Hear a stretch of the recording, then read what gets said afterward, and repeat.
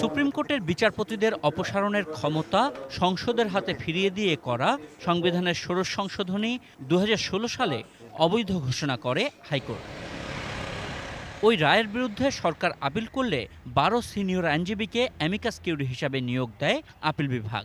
সোমবার পর্যন্ত আপিল বিভাগের পূর্ণাঙ্গ বেঞ্চে এ বিষয়ে নিজেদের মত দিয়েছেন ৮ অ্যামিকাস কিউরি। এর মধ্যে ৭ জনই বলেছেন ষোড়শ সংশোধনী অবৈধ, অর্থাৎ বিচারপতিদের অপসারণের ক্ষমতা সংসদের হাতে দিলে বিচার বিভাগের স্বাধীনতা থাকে না।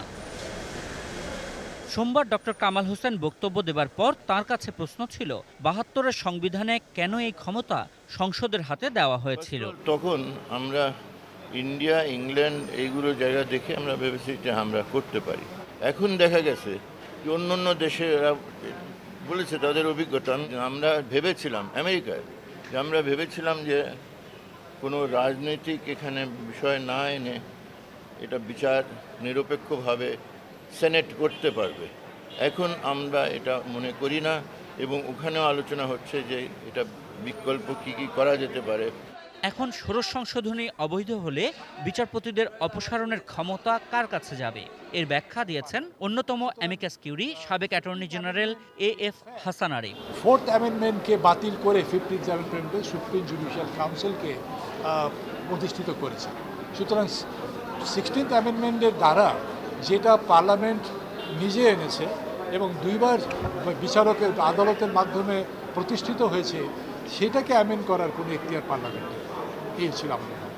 ব্যারিস্টার আজমালুল হোসেন কিউসি বলছেন, বিচারপতিদের বিচারের ভার তাদের নিজেদের উপরেই ছেড়ে দেওয়া যায় না।